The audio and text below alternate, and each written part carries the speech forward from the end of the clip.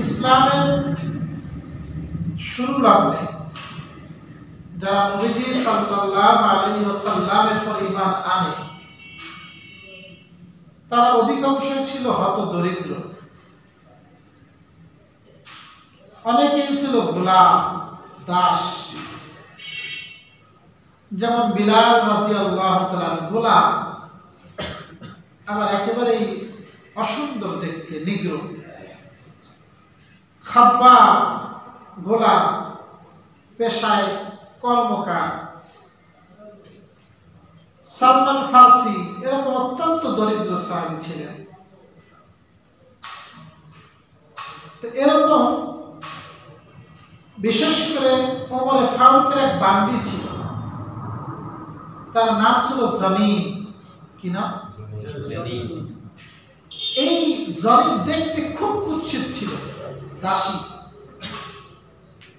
ওমরে ফারুকের আগে এই দাসীও মুসলমান হয়ে গেল, কিন্তু মুসলমান হলে নির্যাতন শুরু হয়ে গেল। ওমর খুব পিটাইত, কিন্তু সকল পিটানোর মুখেও সে ঈমানের পর অবিচল ছিল।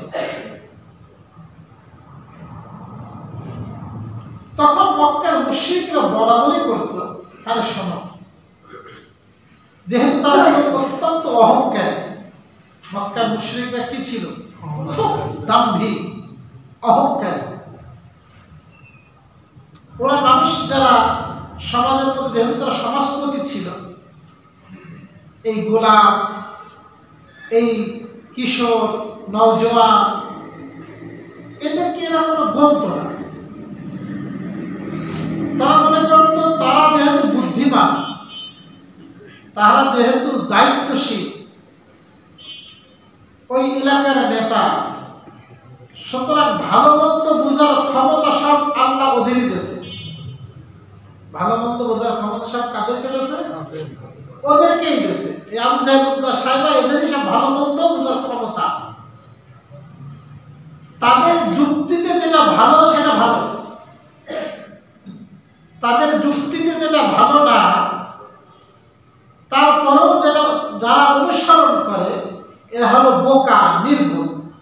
এরা বোকা, নির্বোধ ওদের ভাষায়। তা ওরা বলতো যদি ইসলাম ধর্ম সঠিক ধর্মই হবে, আমরা সমাজের জ্ঞানীগুণী মানুষ, তাহলে তো আমরা ওদের আগে মুসলমান হইতাম। আমরা কি হইতাম? আমরা যখন মুসলমান হইনি, তাহলে বোঝা গেল ইসলাম ধর্ম সঠিক ধর্ম না।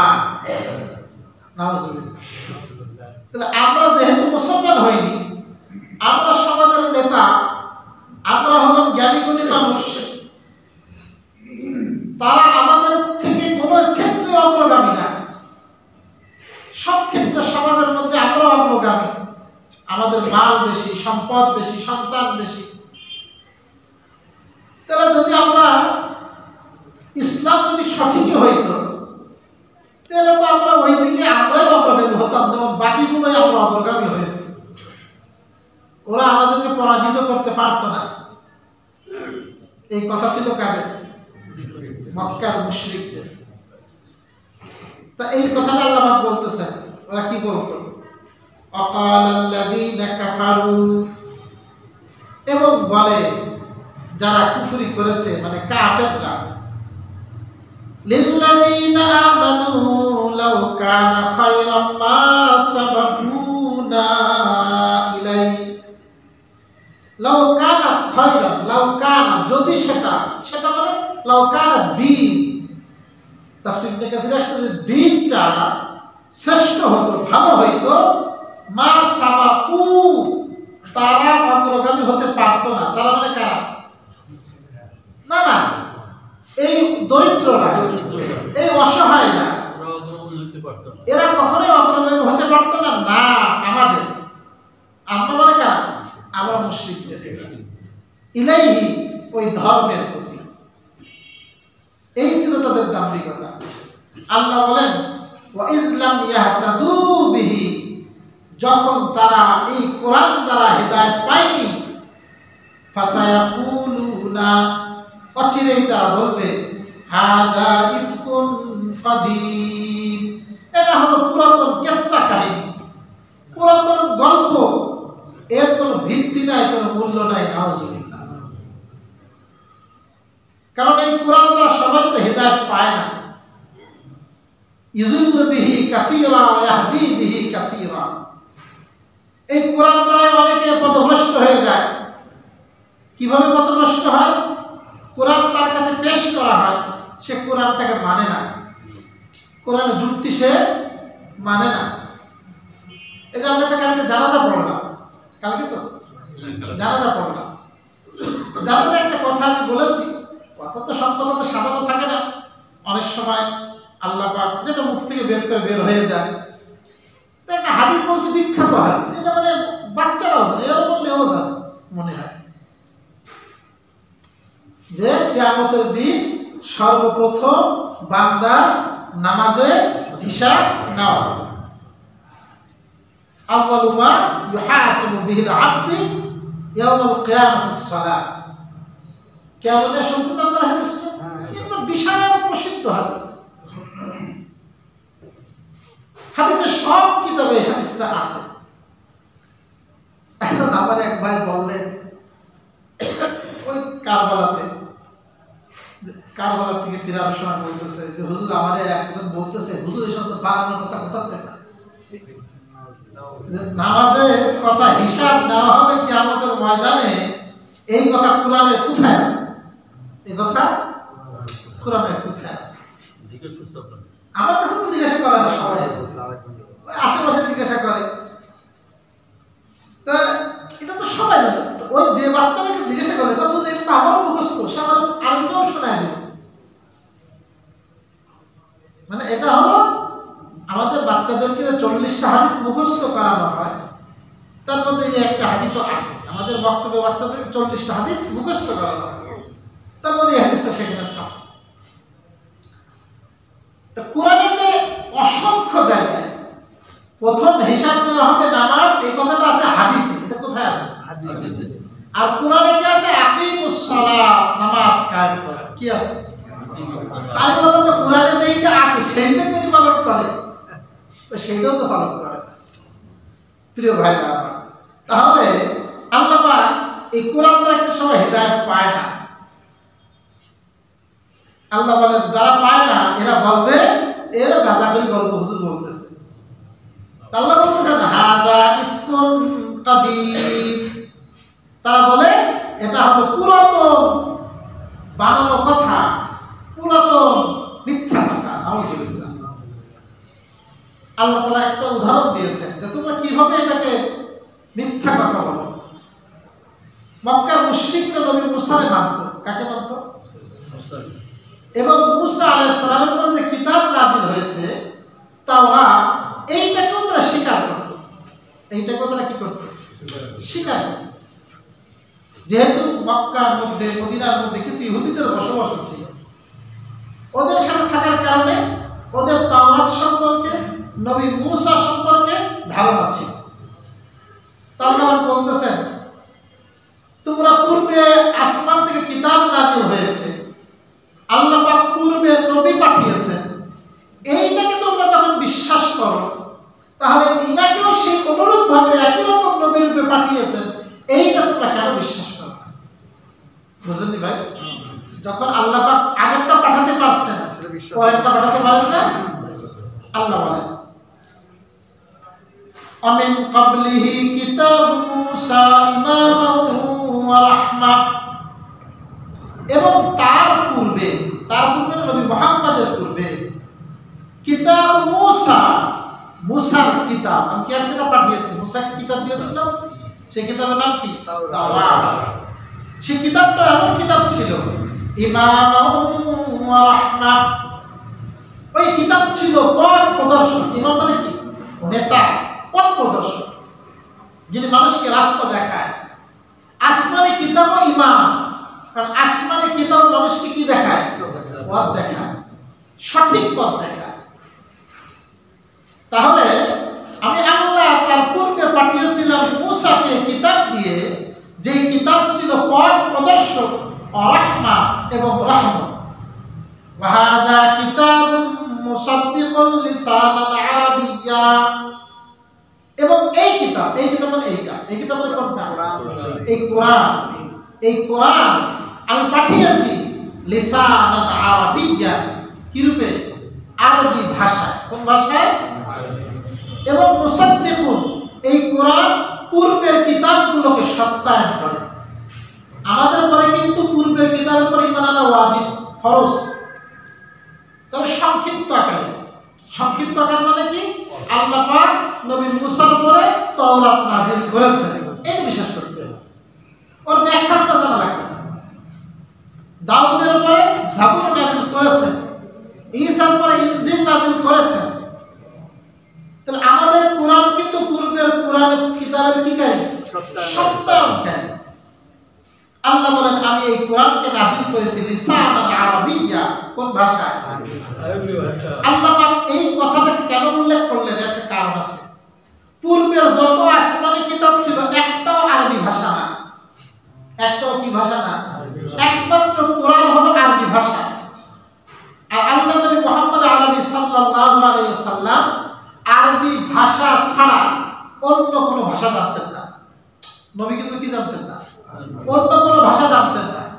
এখন এইটা যদি, এই কোরআন যদি সত্যই না হবে, তাহলে নবী মুহাম্মদ কি করে তোমাদের পূর্ববর্তী নবীদের গল্প বলে? বুঝলেন ভাই? সেইভাবে আল্লাহ বলেন আমি এইটাকে পাঠিয়েছি কোন ভাষায়? আরবি ভাষা। এক বর্ণনায় আসছে আহিবুল আরব আল সালাস, তোমরা আরবি ভাষাকে তিন কারণে ভালোবাসবা। কয় কারণে? আরবি ভাষাকে ভালোবাসতে হয়। লিআন্নী আরাবিয়্যুন, নবী বলেন কেননা আমি হলাম আরবি। আমি কি? আপনি তো মাতৃভাষাকে ভালোবাসবেনই, কিন্তু আরবি ভাষাকেও ভালোবাসবেন, কারণ আমি কি? আরবি। ওয়াল কুরআন আরাবিয়্যুন, কুরআন কোন ভাষা? আরবি ভাষা। ওয়া লিসানু আহলিল জান্নাতি আরাবিয়্যুন, জান্নাতীদের ভাষা কিন্তু কি হবে না? ইংলিশ হবে না, আরবি হবে।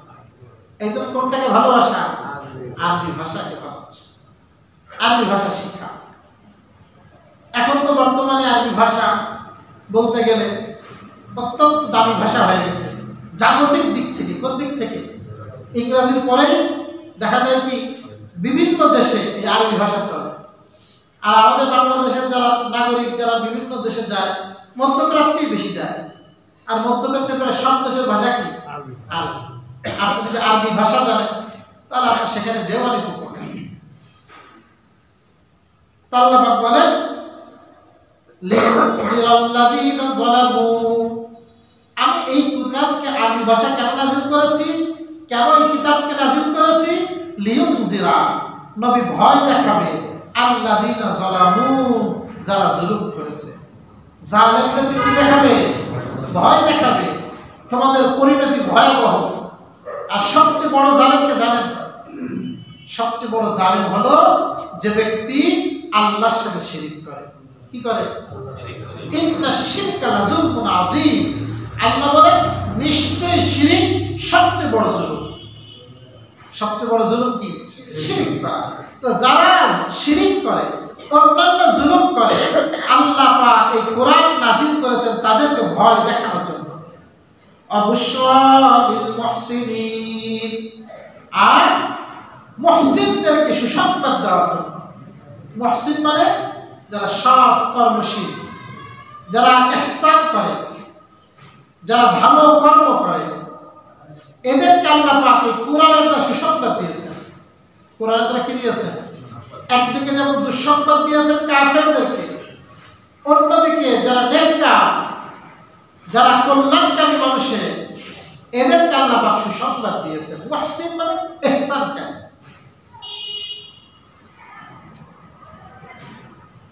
আল্লাহ পাক কোন আয়াতের মধ্যে বলেছেন আহসিন কামা আহসানাল্লাহু ইলাইক ওয়া লা তাবগিল ফাসাদা ফিল আরদ ইন্নাল্লাহা লা ইউহিব্বুল মুফসিদিন। আহসিন, তুমি ইহসান করো, কামা আহসানাল্লাহু ইলাইক, আল্লাহ যেমন তোমার প্রতি ইহসান করেছেন, ওয়ালা তাকফিল ফাসাদ ফিল আরস, জমিনের বুকে ফাসাদ সৃষ্টি করো না, ফাসাদ সৃষ্টি করার ইচ্ছাও করো না। নিশ্চয় আল্লাহ তাআলা ফাসাদ সৃষ্টিকারীদেরকে ভালোবাসেন। ফাসাদ সৃষ্টিকারী কি করেন না? ভালোবাসেন। এবারে একটা শোনেন, ইন্নাল্লাযীনা ক্বালু রাব্বুনাল্লাহু সুম্মা ইসতাকামু ফালা খাউফুন আলাইহিম ওয়ালা হুম ইয়াহজানুন। নিশ্চয় যারা বলে আমাদের প্রতিপালক বলেন আল্লাহ, আমাদের প্রতিপালক কে বলেন? আল্লাহ।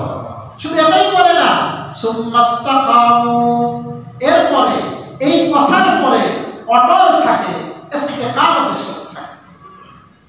ফালা খাউফুন আলাইহিম, তাদের পরে কোনো ভয় নাই, ওয়ালা হুম ইয়াহজানুন, এবং তারা কোনো দুঃখিত হবে না। সুবহানাল্লাহ। যারা বলবে একটা কথা, কি কথা? আমাদের রব আল্লাহ, এবং এই কথার পরে কি থাকবে? অটল থাকবে। এক সাহাবী আসছে নবীজির কাছে, আসে বলেন, হুজুর আমার একটু নসিহত করেন, সংক্ষিপ্ত সময়, সংক্ষিপ্ত নসিহত করবেন, আমাদের নসিহতটা যেন পূর্ণাঙ্গ হয়, নসিহতটা যেন পূর্ণাঙ্গ হয়। নবীজি বলেন, তুমি বলো আমানতু বিল্লাহি সুম্মা ইসতাকিম, তুমি এই কথা বলো, আমি আল্লাহর উপর ঈমান এনেছি, আল্লাহ, এবং এই কথার উপরে তুমি অটল থাকো। সুবহানাল্লাহ। তাহলে এই কথাটা কত বড় দামি নসিহত, যে আমি ঈমান আনলাম আর এই কথা বলে কি থাকলাম? অটল থাকলাম। এই ইস্তিকামত কাকে বলে?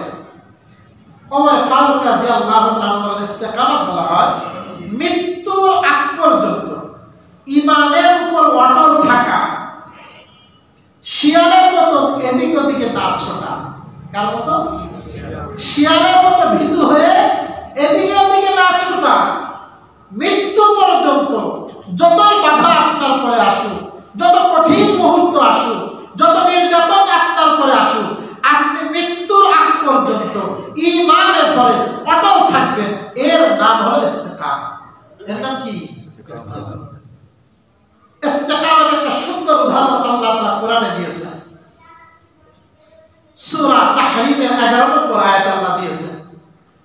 আমি সেই আয়াতটা আপনাদেরকে শোনাই। যারাবাল্লাহু মাসালান লিল্লাযীনা আমানু ইমরাতা ফিরআউন। আল্লাহ পাক একটা উদাহরণ পেশ করেছেন মুমিনদের জন্য। কাদের জন্য? আমার আপনার জন্য একটা উদাহরণ পেশ করেছেন। সেটা কার? ইমরাতা ফিরআউন, ফিরআউনের বিবি, একটা মহিলা, নাম ছিল আসিয়া। কি নাম? আসিয়া বিনতে মুযাহিব। হযরত কাতাদা রাদিয়াল্লাহু তাআলা আনহু বলেন, এই পৃথিবীর বুকে ফিরআউনের মতো জালেম, ফিরআউনের মতো আল্লাহর অবাধ্য এমন কোন ব্যক্তি আমার জানা মতে নাই। কার থেকে? জালেম। অথচ আল্লাহ পাক ওই ফিরআউনের স্ত্রীকে আল্লাহ সুবহানাহু ওয়া তাআলা নেককার হিসেবে কবুল করেছেন। তাহলে বোঝা গেল, ব্যক্তি যতই জালেম হোক না কেন, ব্যক্তি যতই আল্লাহর অবাধ্য হোক না কেন, যদি মানুষের মধ্যে মজবুত ঈমান থাকে, তাহলে যত বড়ই জালেম আসুক না কেন, ওই ব্যক্তির ঈমান থেকে তাকে বিচ্যুত করতে পারে। এই হযরত আসিয়া এত বড় মহিয়াসী নারী ছিলেন। মূসা আলাইহিস সালাতু ওয়াস সালামের নামটাও কিন্তু হযরত আসিয়া রাখা। কার রাখা? ওই যে পানিতে ভেসে ভেসে গেছিলেন, বাদশার দরবারে তাকে তোলা হয়েছিল, তার স্বামী ফিরআউন তাকে হত্যা করতে চাইছিলেন, উনি বাধা দিয়েছিলেন। কুররাতু আইনিন লি ওয়ালাক লা তাকতুলু, ছোট শিশু বাচ্চা, একে মেরো না, হতে পারে সে আমার তোমার চোখের শীতলতা হবে। ফিরআউন পরে মানেনি। তখন এই সন্তানের নাম কিন্তু হযরত মূসা। কে রাখছিল? আসিয়া আছে বাদশার স্ত্রী, খুব সুন্দরী ছিলেন,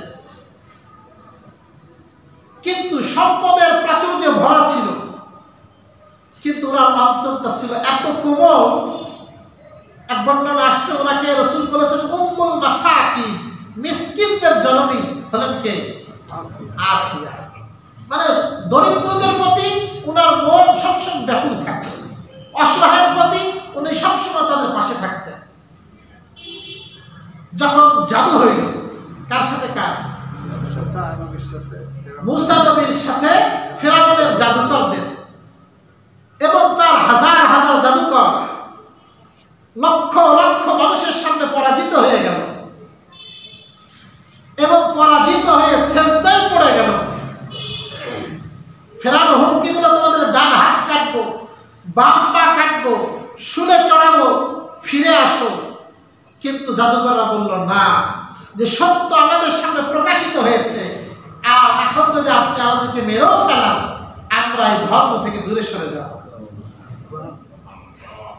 এই বলার কারণে সবাইকে সে হত্যা করেছিল।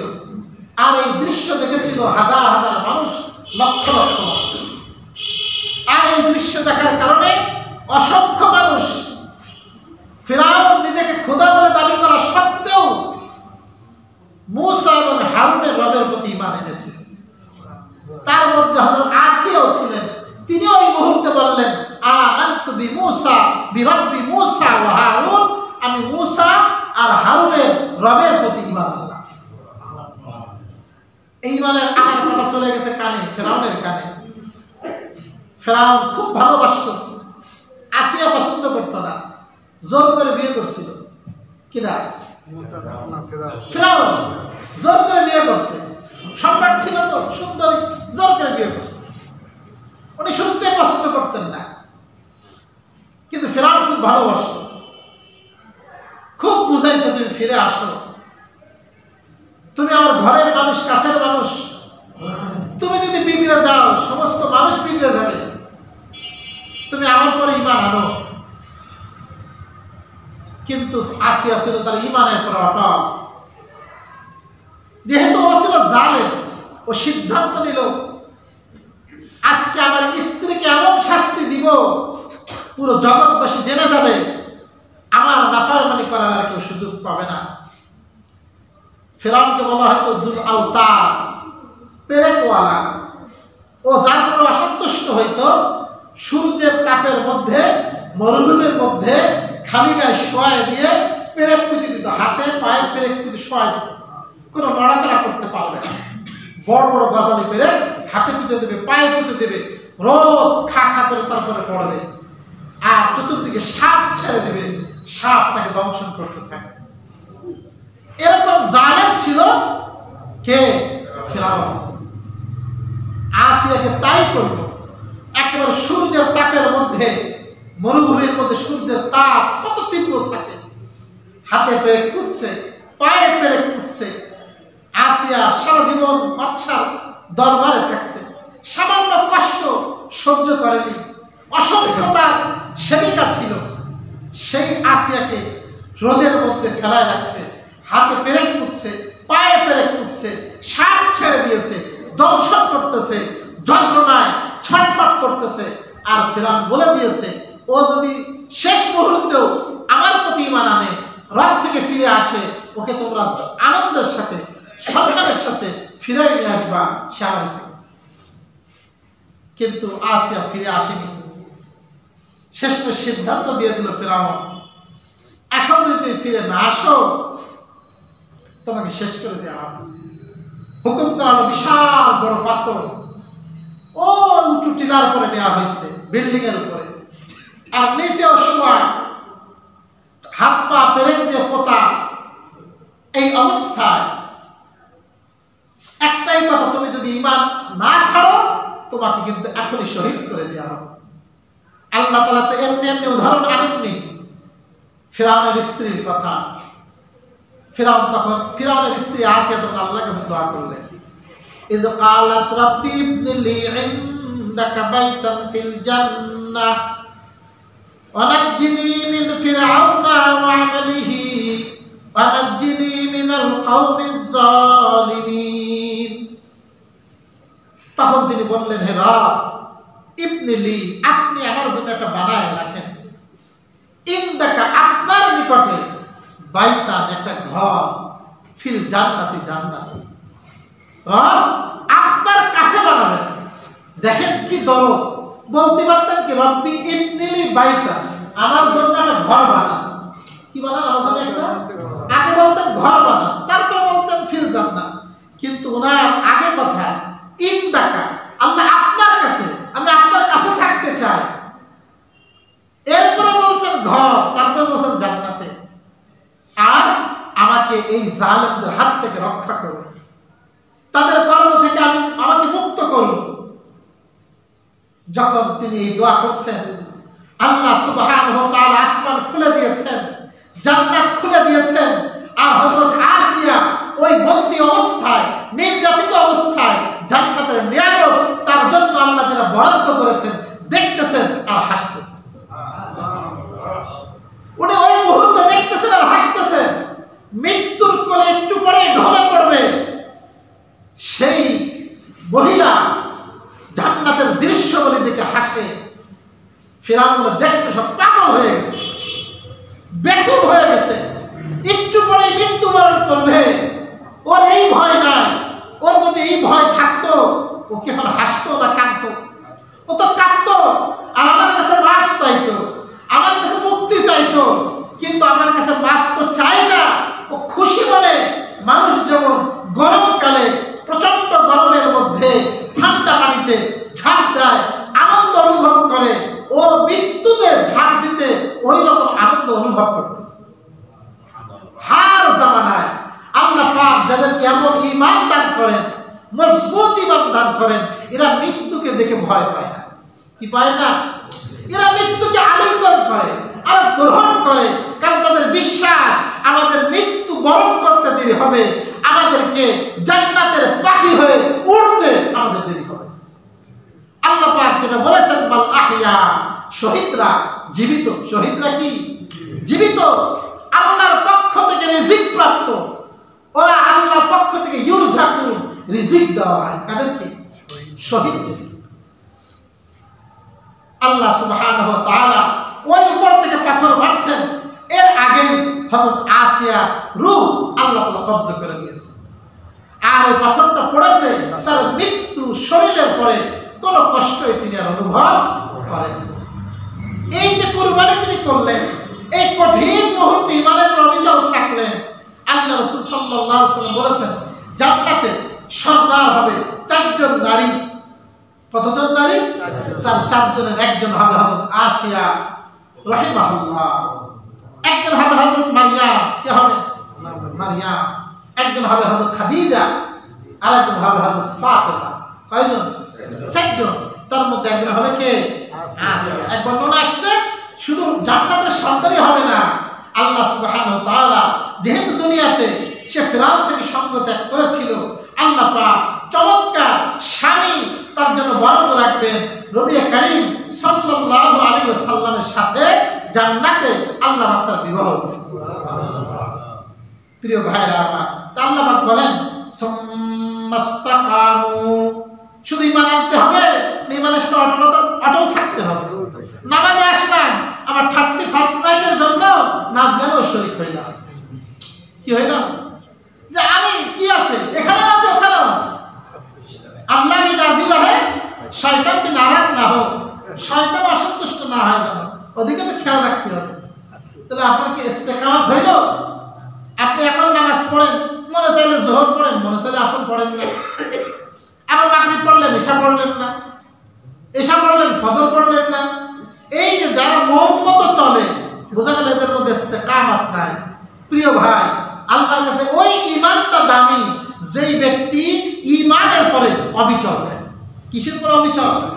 আল্লাহ তাআলা আমাদের ঈমানের পরে অবিচলতা দান করুন।